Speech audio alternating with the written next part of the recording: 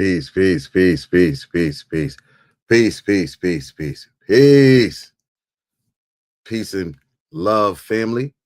Welcome to BBT's Holy Day book reading. It's your brother, Mufti A. Wright-Bey, and we want to welcome you in again on another Holy Day book reading where we just share food for thought, and we like to bring out some writings to just open up discussions and spark some inspiration. We deal with everything from historical records to finance to health and wellness, just to spirituality. So we like to bring everything out in the open as the Holy Spirit gives us lead to do so. And tonight is just like any other Friday that we bring out something by the Spirit, but tonight we working with the Moorish Paradigm books, brother Hakeem Bey, and we want to send high praise and love to Sheikh Khari as he makes his travels. May Allah cover him and the Goodman Bey family, Islam. But without further ado, I want to open up in our map, which is the Moorish American prayer on tonight. And it begins and goes as follows. Allah, the Father of the universe, the Father of love, truth, peace, freedom, and justice.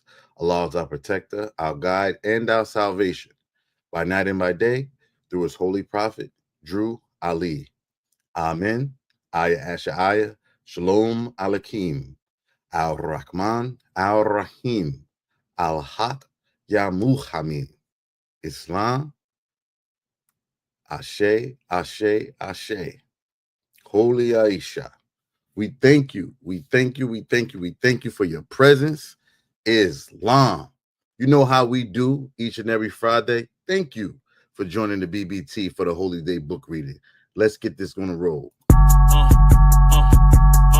I'm a spirit speaking, truth seeking, heart reaching, knowledge leaking, seeds sowing, harvest reaping, man of meager means. I have yet to leave, I'm still breathing. To quit, I have no reason. I mean, I'm asleep, but I be trying to live my dream. I cannot even act if it's all easy. Either you gon' do it or you don't really. It ain't no in between. Baby, you can ask the sun, it's an everyday theme. Consistency in your routine is how you bring reality.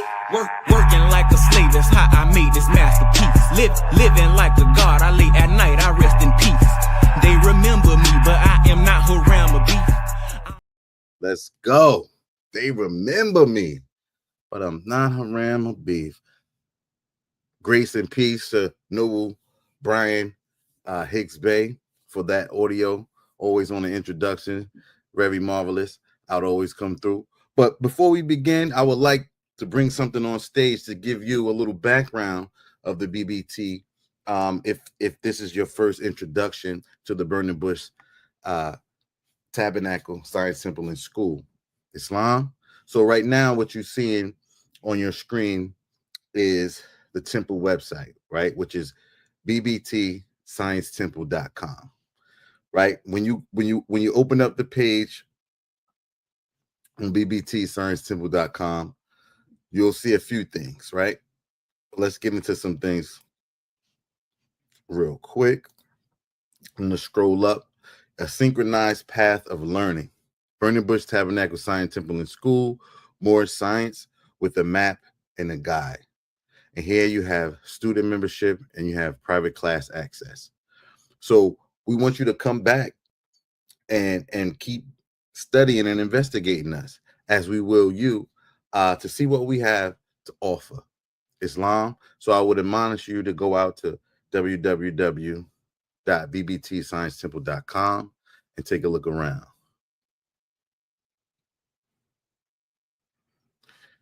Spirit, mind, body, divine creed, and nationality. This is our commitment to health and well-being, right? We focuses on a whole you and extends to exclusive benefits and perks from our business partners, which I will get to in a moment, right? Making your association not just a transaction, but a relationship of growth.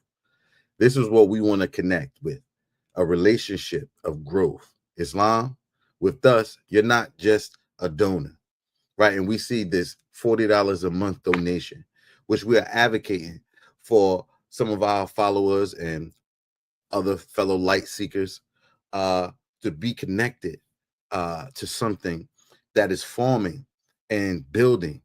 And we admonish you to connect with us. We reaching out to you, Islam. So with us, you're not just a donor, right? You're a part of a community that believes in enhancing the lives and making each and every day exceptional by applied mathematics. Islam, your generous $40 contribution to this cause will help to build a brighter, more enlightened community. One step closer to a world of love. What? Truth, peace, freedom, and justice. Islam. If you venture to the website, you can make your donation here, but you can also donate via Venmo. That's Burning Bush Tabernacle, right? If you want to do Zelle as well, it's Burning Bush Tabernacle Science Temple and School. So we're out there, family, and when we love to receive your financial love as well, and you receive a tax exempt receipt from us as well with every donation, as well as trinkets and literature and some regalia and things. So you get the benefits as well. So you're not just a donor, right? So we stay connected. That's what we want to make sure that we get across. Now, why the Burning Bush Tabernacle Science Temple and School, right? Man, know thyself, and to thy own self be true. This Burning Bush Tabernacle Science Temple and School will introduce you to the history and spirituality of Moorish science and world history from a Moorish American perspective. We are a Moorish Science Temple and School, right? For all those who are labeled, classified, identified, or described as Black, Negro, Colored, Ethiopian, West Indian, Native American, Native Indian, American Indian, American Indian, Aboriginal, Black Indian, Latino, Mexican, Afro-American, African-American, First People, First Nation, Original People, Asiatics, Indigenous, Paleo, Pre-Adamite, Autochthon, etc. We all must come together in solidarity and understand the fact that these titles are all general misnomers. That we all are Aboriginal and Indigenous people to the earth plane in our respective places, right? I'm gonna leave you with this last thing. In our mission, Act 6 from the Moorish Science Temple of America, Divine Constitution and Bylaws. Where I say, with us, all members must proclaim their nationality, and we are teaching our people their nationality and their divine creed, and that they must know that they are part and parcel of this said government. We are not preaching an overthrow of the government. We're not preaching a move and disenfranchised from this de facto government. We're not preaching any of these things that you may have heard, right? We're attentive to the soul and the self, and how do we build up our character by using our workman tools to better ourselves and our community, which is the basis of community development and dealing with self first. Islam. So that's what we got to get right first. Work on self. Man, know thyself, and to thy own self be true. But I just wanted to share some of that so that way when you venture on the website, you can get to learn some more. Because, yeah, it's more there. I just gave you a little bit right there, right? So you can see more about us. You can click here. You see the offer truth have no sides. You know, our aims, what we aim for, Islam. And more importantly, you can see the partners that we have, right? We got Moorish Haberdasher. Come on. There's a couple, there's a couple that we have over here. But wanted to make sure that I at least get some of that across to you so you can take a look at that. Islam.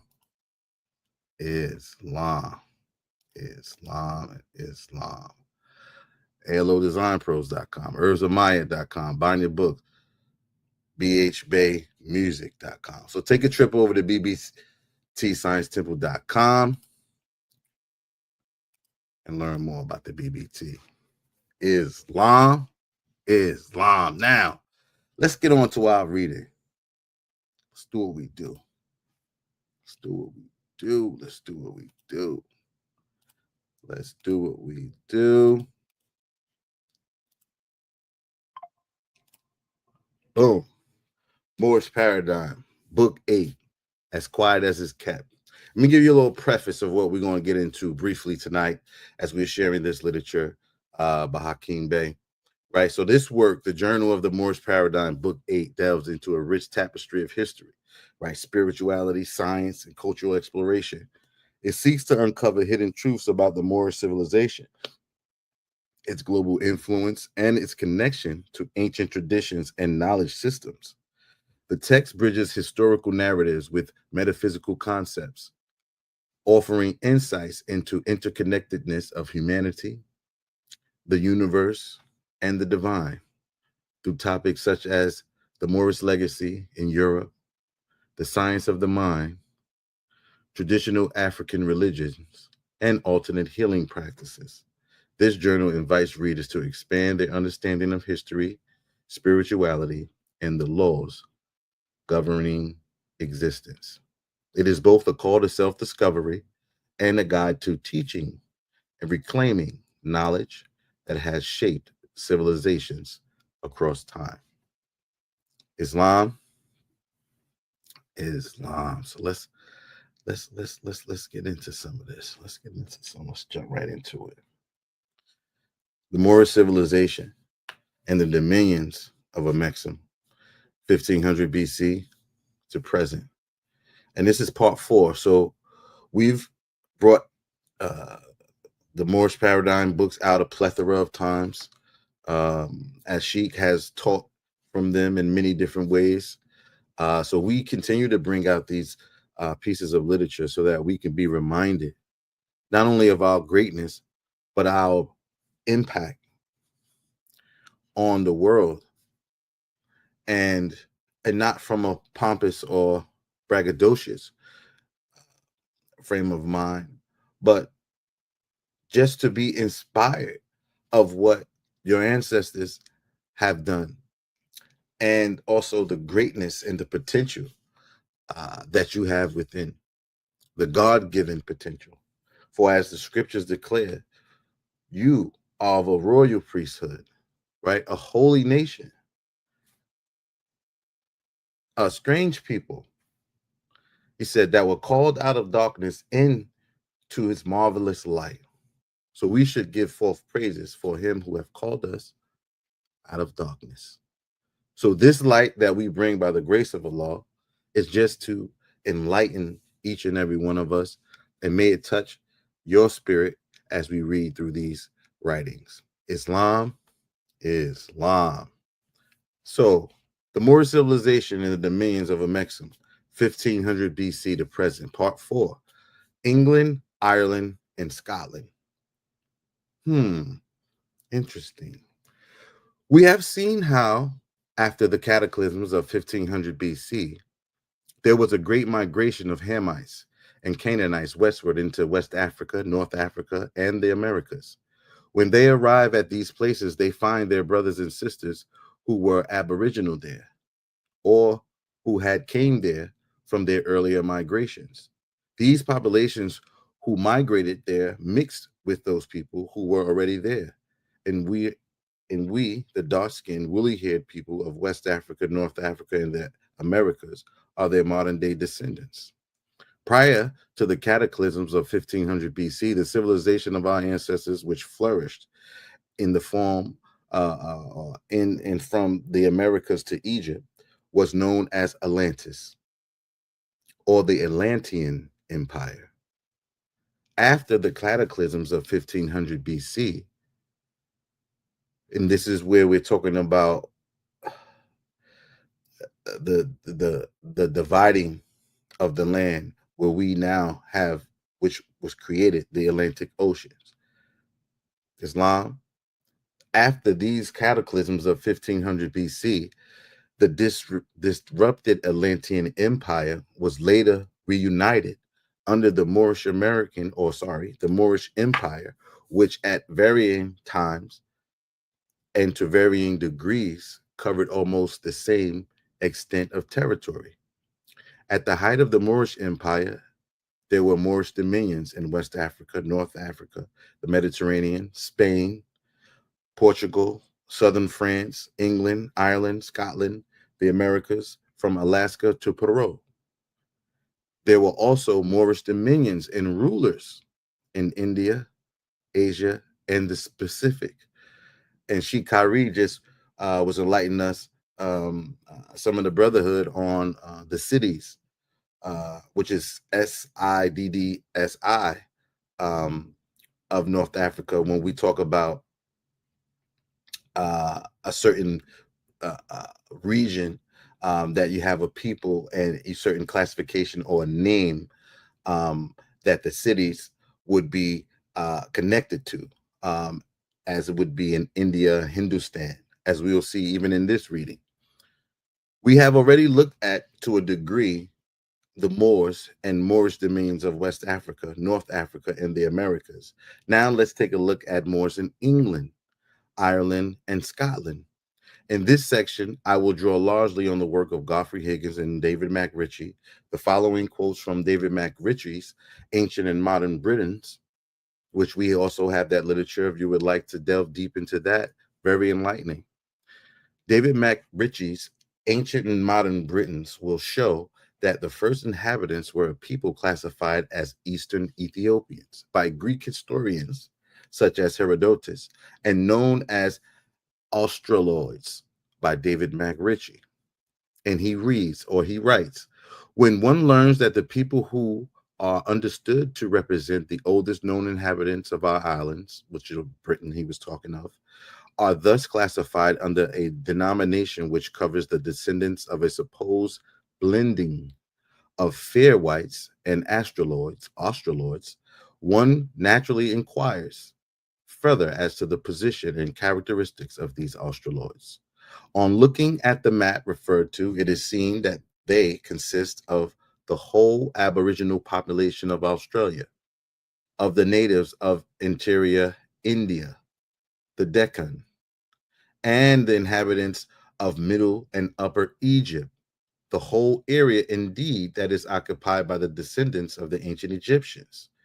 Mr. Huxley depicts the Australoids in the following words. The males of this type are commonly of fair stature, with well-developed torso and arms, but relatively and absolutely slender legs. The color of the skin is some shade of chocolate brown, and the eyes are very dark, brown or black. The hair is usually raven black, fine and silky in texture.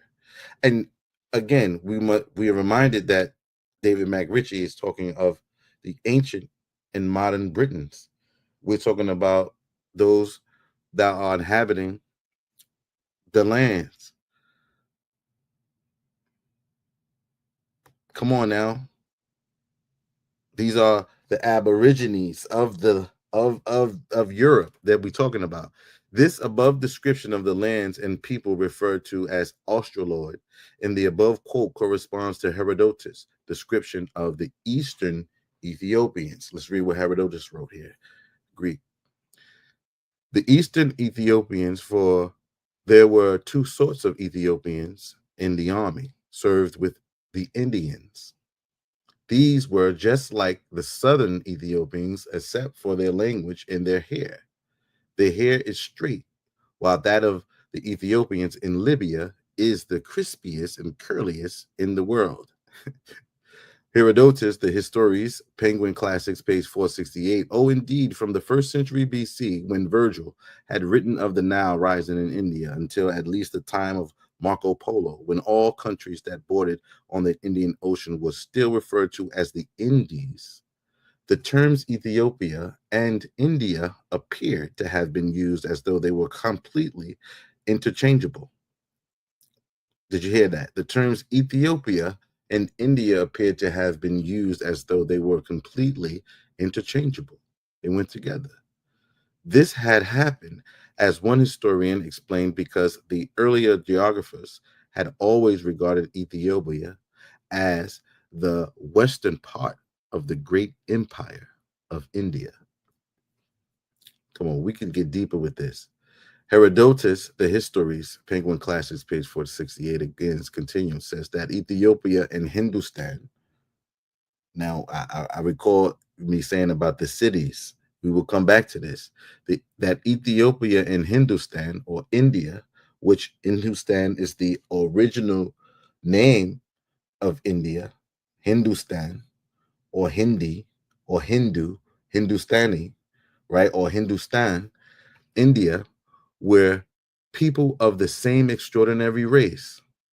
So we want to understand what the writer is making the comparison of Ethiopia and Hindustan, or India, being part of that same exemplary or extraordinary race, in confirmation of which it may be added that the mountaineers of Bengal and Bihar can hardly be distinguished in some of their features, particularly their lips and noses, from modern Abyssinians, whom the Arabs call the children of what? Cush. And the ancient Hindus, according to Strabo, differed in nothing from the African, but in the straightness and smoothness of their hair, while that of the others was crisp or woolly, a difference proceeding chiefly, if not entirely, from the respective humidity or dryness of their atmosphere. Come on, let's read some more before we jump down. Thus, it can be seen that word Ethiopian referred to a dark-skinned people, of whom the ones with the straight to wavy hair were called Eastern Ethiopians, and the ones with woolly or nappy hair, if you will, were referred to as Western Ethiopians. Although Australoid, as described in the quote from the first quote, describes their hair as being raven black, fine and silky in texture, this is not 100% accurate, for many so-called Australoids have woolly, nappy hair also. For later on, the same author quoted by David McRitchie says, in the Andaman Islands, in the peninsula of Malacca, in the Philippines, in the islands which stretch from Wallace's Line eastward and southward, nearly parallel with the east coast of Australia, to New Caledonia, which this, again, we getting into these names where we see New Caledonia. We will look up Caledonia. I want to give you this. Caledonia was the olden or ancient name for Ireland. We see New Caledonia. Now watch this. And finally, in Tasmania, men with dark skins and woolly hair occur, who constitute a special modification of the Negroid type, the Negroides, or Negritos, the skull of the eastern and southern Negritos, present, as I have mentioned, a remarkable approximation to the astraloid type, Negritos. Ancient and modern Britons, David McRitchie, right? Now let's see, let's jump down some. Right? Thus, it can be seen that the most ancient aboriginal inhabitants of Britain and the surrounding islands, watch this, were dark-skinned and woolly-haired, and were part of an Indo-European speaking people who inhabited the lands from India to Britain. Godfrey Higgins, referring to the religion of Krishna, which Krishna is a term meaning black. He says the religion of this Negro god is found by the ruins of his temples and other circumstances to have been spread over an immense extent of country, even to the remotest parts of Britain, and to have been professed by devotees inconceivably numerous. So he's given a picture here of, if this looks familiar, Stonehenge in England, right? One of many megalithic structures built for astronomical, astrological, and chronological purpose. Megaliths means giant stones. So the writer writes on regarding the ancient Celts or Druids and Stonehenge. Godfrey Higgins says, in my essay to the Celtic Druids, I have shown that a great nation called Calte, of whom the Druids were the priests, spread themselves almost over the whole earth and are to be traced in their rude, gigantic monuments from India to the extremity of Britain. Who these can have been but the early individuals of the Black nation of whom we have been treating, I know not. And this opinion, I am not singular. The learned Maurice says Cushites, i.e., Celts. Watch this. Maurice says Kuthites, i.e., Celts, built great temples. So he's right now equating the Celts or the Druids with the Kuthites or the Cushites. Now, watch this. Built great temples in India and Britain and excavated the caves of the former. And watch this, and the learned mathematician Reuben Burrow has no hesitation in pronouncing Stonehenge to be a temple of the black, curly-headed Buddha. Now, these is what some historians are writing about these megalithic structures and these historical artifacts that are around our earth plane and giving the proper tribute to ones who erected it. And it reads on, Stonehenge were one of the many megalithic structures spread all over the world by ancient Cushites, Canaanites, and Hamites. Right, so let's jump down. Right, let's jump down. We get into this map, right? Come on, let's jump down. Now, it says the Jews, the Phoenicians, the Chaldee are all stated to have visited our islands.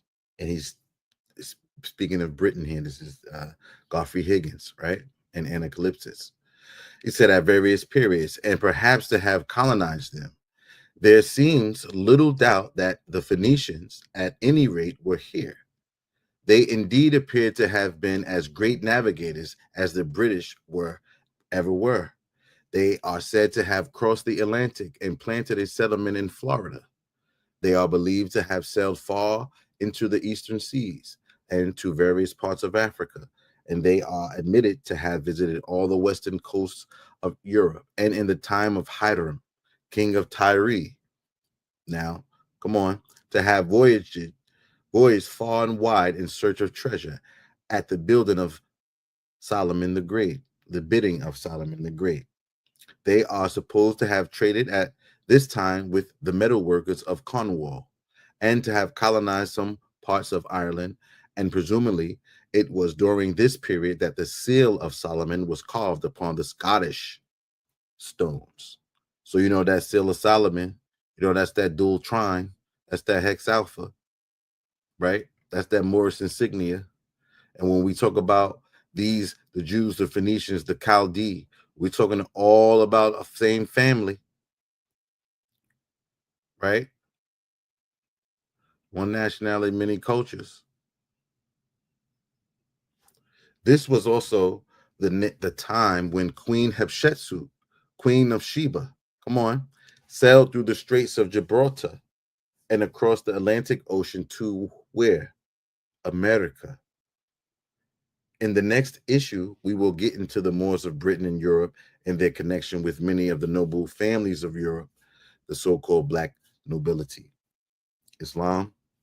But we want to read on, right? And before we go into this science of nature, God and the universe, because we're on good time.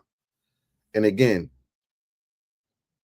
these readings are given to spark inspiration, not only just of historical facts and records, but to know your lineage and your potentialities as we navigate this earth plane. And at times, there are always these forces that we're battling, and the most of them are within.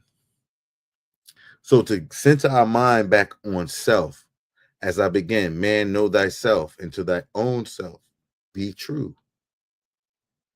First, we have to get the truth, right? These things help us navigate. So when we show up here by the grace of Allah on Holy Day and we bring forth literature and we raise the questions that we raise and spark the ideas that are being sparked, that's the Holy Spirit doing the teaching. We're just being the vessel. Islam. So let me answer this one of these questions here, and to bring us to center us again, right?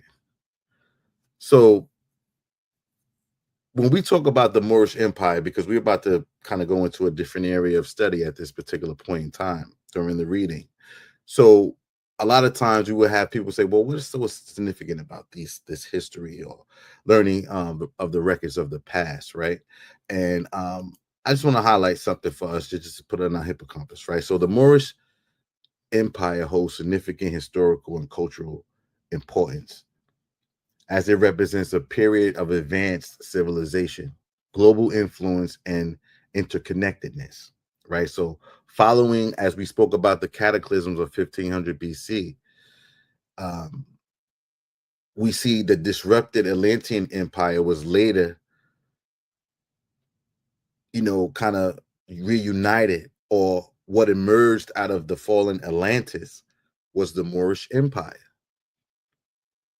right? So at its height, the Moorish Empire was a beacon of knowledge, science, and cultural exchange, mathematics, and philosophy.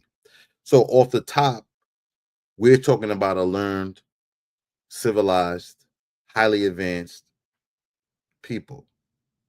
So when you're talking about your blood that runs through your vein and your lineage, and will we have to stand up and put in front of our youth as an example of greatness, we don't have to look too far. We just have to be a clean glass and stand up and show them proof. Islam, peace. The Moors played a pivotal role in shaping the development of Europe and other religions or other regions, leaving a legacy of innovation and enlightenment.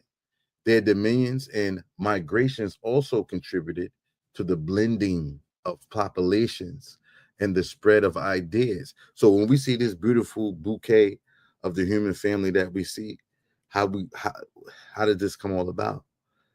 These various hues and tones of humankind, So we're looking at the mothers and fathers of civilization who have spread out and caused these things to take place. Islam, so making them ancestors of many modern communities across the globe. So we're talking about this Moorish Empire, and it's bringing us into contact with our ancestry, right? So the Moorish Empire, I'm going to leave you with this, symbolizes a period of unity, of progress, and the profound impact of African and indigenous civilizations on world history. So this is why we keep bringing this up, and we're going to continue to, so until it's embedded in our spirit. And when we speak these things, and when we have so-called months that are dedicated for certain things, it can't be circumscribed that way. Islam. So let's move on. We're on good time. We got a couple more moments here. I want to jump into this science of nature, God in the universe. Islam. Nature is the effect or result of an initial cause, right? Nature or the universe is the result of a set of chain reactions initially set in motion by the thought of a supreme mind, right? So man, watch this, is a thought of Allah, right? All thoughts of Allah are infinite. They are not measured up by time. For the things that are concerned with time begin and end. The Holy Quran of the Moorish Science Temple of America, and that's from Noble Drew Ali, and that's page 4. We're going to read a little bit more of this, right? So this supreme mind is what is referred to as God, the creator, within Judeo-Christian Islamic tradition, as well as in most other religious cultural traditions, right? This supreme mind, or God, was originally all that existed, per se, right? What? Alone, before creation, right? Come on. In the beginning, God created the heaven and the earth was what? Without form and void, and darkness was upon the face of the waters. And God said, let there be light, and what? There was light. Of course, that's Genesis 1, verses 1 through 3. Realizing first that it did exist was the first step in creation, symbolized by the first sign of the zodiac, Aries. I want y'all to walk with me. And its key words is what? I am. That's a realization, right? When you say when you say I am that. Who is that I am? I am that I am. I am that I am. Once this supreme mind or God realized it existed and has always existed, it also realized the potential worlds that existed where? Within itself. This is symbolized by the second sign of the zodiac, what? Taurus. And its keyword, what? I have. This is an unfolding, right? At this point, however, there still was no physical creation or universe, only the realization by the supreme mind or God that it existed, always existed, and that it had within it infinite worlds in a potential state. There was only realization of existence and realization of potential. Man, I feel like preaching all through this. The thought then occurred to take all these potential worlds and make them manifest. This thought alone put in motion a series of chain reactions whose purpose, goal, and effect was to make manifest all the potential worlds this supreme mind or God had within itself. This thought to make all within manifest without is known to science as the Big Bang. It is symbolized by the third sign of the zodiac, Gemini. Shout out to those Geminis out there. And its keywords, I think. At this point, the supreme mind or God became God the creator, and the physical universe came into existence. The universe did not come into existence as a fully manifest copy of all the potential worlds within the supreme mind or God. The universe came into manifestation as a seed, a process, a chain reaction, which would eventually manifest all that which was originally in a potential state within the supreme mind or God. Because the universe manifested as a seed or process striving toward the manifestation of the all, this brought about what we refer to as what? Time. Why? Because, watch this, the universe manifested as a seed or a process striving toward the manifestation of the all. So an unfolding is what we're looking at. This brought about what we refer to as what? Time. Time is the measurement of one stage of this manifesting or unfolding process to another stage of this manifesting or unfolding process. Since the worlds within the initial supreme mind or God is infinite, the universe will take an infinite amount of time to what? Manifest all these infinite potential worlds. Thus, the universe is ever becoming. A wise man changes his mind often. For my Socratic thinkers out there, the universe is actual a process set in motion by the original thought. And this process has a specific goal to make all that which was potential in the supreme mind or God manifest in physical creation. There are an infinite number of potential worlds to manifest. In order for the universe or this process to manifest all these potential worlds, it must do two things simultaneously. Number one, multiply by division or increase the number of things or worlds in existence. And two, order, put all of these things and worlds into some type of order. So you got a multiply by division and ordering. Come on. And doing these two things, the universe is thus becoming what? More complex. So it's like compound on top of another compound, right? By increasing in quantity and increasing in order. So when an egg or ovum is fertilized, it increases the number of cells by dividing the cells. So one, then you got one, you divide that, you get two. You get the so the cells are then put into order by being classified and organized into different types of cells, which form different types of tissues, right? So these tissues in turn form different types of organs. These organs are then organized. Watch this. These organs are then what? Organized.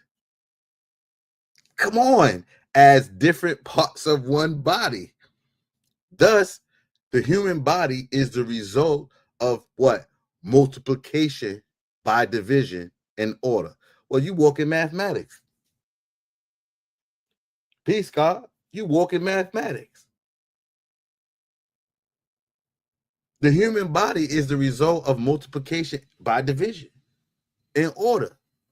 Everything in existence comes from what? Multiplication by division and order. That's like if we're gonna make a move or do anything. All right, what we doing? How many of us is it here? Right? We take all what we have, put it in the pot. What? We multiply that 1 by 5. Right? That 5, whatever that make, boom. You change that in. What? We flip that and we back. This is what we do. Right? Now, everything in existence comes from multiplication and division and order. Thus, the human being manifests into the physical universe initially as what? A simple one-celled being. This is like giving me glimpses of anything that's forming. Whether it be an organization. Oh, this is the Holy Spirit, because this is coming right. Okay, it's coming right next. But watch this. Now it says, look, thus the human being manifests into the physical universe initially as a simple one-celled being or one-celled being, right, which multiplies by dividing and becomes a complex what? Organism, right, or organization of cells, tissues, organs, etc. Right? Thus, everything in nature, all the universe goes from simplicity to complexity, and from being comprised of a few parts to many. It does not stop there. Humans then seek to organize themselves into even larger and more complex organisms or superorganisms known as societies, because And you could see where it was leading us to, right? Now, small society in turn joins with what? Other societies, forming what? Empires, right? And global civilizations.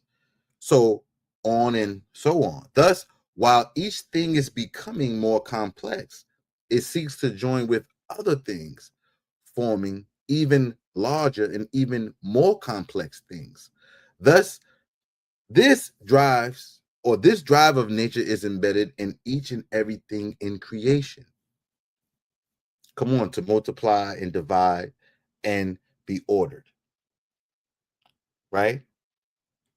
To be multiplied, divided, and ordered. This drive of nature is embedded in any or in everything in creation.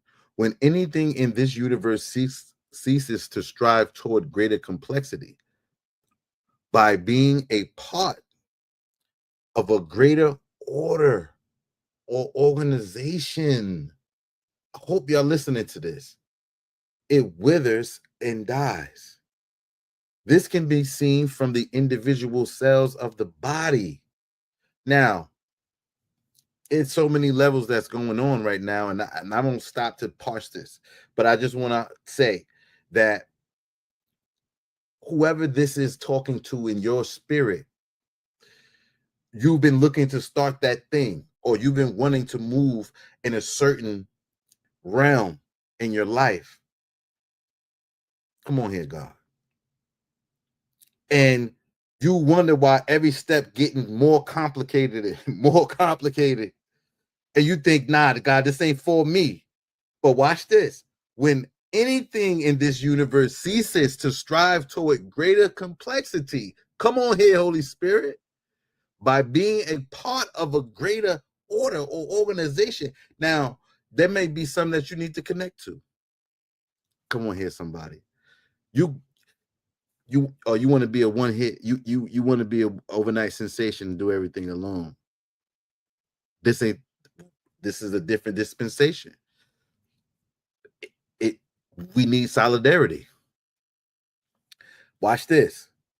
It says, when it doesn't work toward greater complexity, it withers and dies.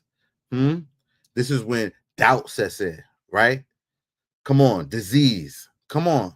This can be seen from the individual cells of the body to humans and society when muscles are not used. Come on, atrophy. We going there. When muscles are not used. Come on. We out here to wake up some muscle membranes. Come on. We out here. BBT. Peace to the clan. Watch this. When muscles are not used, they sense they are useless to the body and begin to what? Self-destruct. That's like that's it. Let's take a person, whatever you connected to, something bigger than yourself. If you can't see yourself in the bigger picture, you feel like you useless. You feel like I should just self-destruct. So I don't know who I'm talking to, but I'm talking to somebody real good right now. Watch this. This is known as atrophy, but we here for you. The BBT is a friend. As humans, we must be part of a larger organism or society. Come on here. And human isolated or exiled from society will sense they are useless and will wither and perish. Come on. Somebody, that's a wilderness experience. We're going to come out of that. As individuals, most of our people here, and this is where we're going to close it, in the United States are like superfluous or useless cells. You know, superfluous is just like too many, excess, overflowing, or useless, right? Cells in the body or organisms of the United States. Cells that feel that they are useless to the whole organism, wither and die. That's why we need to value each part of our society. Why? As thriving contributors that are valuable and provide impact. These are whatever you want to do, classifications of people, different neighborhoods, different ethnic backgrounds, This is it. This is what we're talking about, right? This is what counts in large part for our low life expectancy, low self-esteem. Come on here, somebody. High amount of stress-related illnesses, self-inflicted violence, high rates of alcohol and drug abuse, crab in the barrel mentality, right? We can talk about that though. ETC, right? We must organize ourselves into a thriving organism or society and then work out what? How we will relate with the larger society, right? A lot of times we want to heal the world, but you can't even talk to the person in upstairs. Come on here, somebody. I'm talking. Now, we must organize ourselves. Come on. We have somewhere skipped a step. Come on, Arthur. And tried to be what? Part of one level of organization, right? Without first being part of a level or organization below that, right? So like in the author's reference here, he putting like, okay, you're part of a state, right? As a whole, the United States, but what about your local municipalities? Like, are you involved with that? Right? State, republic, etc. We are like cells. Come on, not part of now a particular organ, right? Trying to be part of a body. I'm gonna read that again. We are like cells, not part of no particular organ, particular organ, trying to be part of a body. Now watch this. Many cells, not part of an organ or serving some other purpose, is eliminated one or two ways. What do? We excrete it as urine, feces, sweat, or vomit, or what? It's treated as a virus or a parasite. Come on. Now, we starting to get down to society when you look at outlaws or undesirables, whether they be people, right? Whole classifications of people turn into what some deem as what? They could be eliminated. they start being a tumor, if you will, to what? Society. Come on. Now, perhaps the only reason we still exist is because the amount of money we spend as consumers is more than the social and economic burden and expense we incur. Islam. We gonna stop there, family. We went a little long, but I appreciate your presence. I appreciate your time you took out and shared with us. Just reading over some literature and giving us some food for thought. And we invite you to class. We have adult class on Saturdays, Sunday school Sundays, and we have our holy day book reading on Friday nights. And we would like to invite you to private class so you can ask your questions and you can feel comfortable and we can build in solidarity, a fellowship. Islam. So on the behalf of the BBT tribe and the illustrious Sheikh Khari, Goodman L. Bay, we want to invite you. We're casting our net out to all true and divine light seekers to come and join on to us. For the truth has no sides. For the truth is one, as man is with Allah. And with that, we say peace and love. Man, go visit MoorishHaberdasher.com. Go visit www.bbtsciencetemple.com. Go visit ALOdesignpros.com. Visit herbsofmayat.com. bhbaymusic.com. We out here, family. But listen, we can't have this. We can't exist without unity and this universe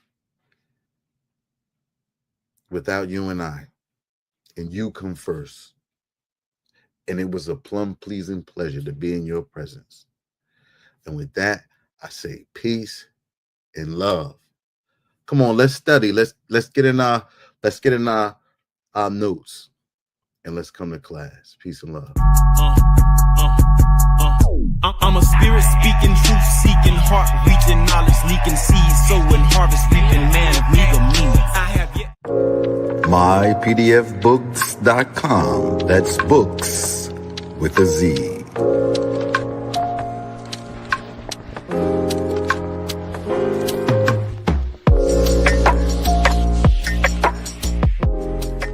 Once again, this broadcast has been brought to you by mypdfbooks.com. That's books with a Z, where reading fundamental. Also brought to you by bindedbooks.com, where treasures are bound. Be sure to get all of your teas at My Son's Teas, the tea of teas, divinely prepared at herbsofmyaunt.com. Be sure to check out all of those musical stylings by Brian Hicks Bey at bhbaymusic.com. For your everyday items and religious regalia, be sure to check out morrishaberdasher.com. And for that everyday especial Moorish drip, be sure to check out moresachi.com. And all of these companies are powered by ALO Design Pros. Design your online business strategy today. No such thing as failure, baby. Don't forget who made you. You can't be thinking minor when you need to be thinking major. I'm a spirit speaking, truth seeking, heart reaching, knowledge leaking, seeds sowing, harvest reaping, man of me or me. I have yet to leave, I'm still breathing. To quit, I have no reason. I mean, I'm asleep, but I be trying to live my dream. I cannot even act if it's all easy. Either you gon' do it or you don't. Really, it ain't no in between. Baby, you can ask the sun, it's an everyday theme. Consistency in your routine is how you bring reality. Working like a slave, that's how I made this masterpiece. Living like a god, I lay at night, I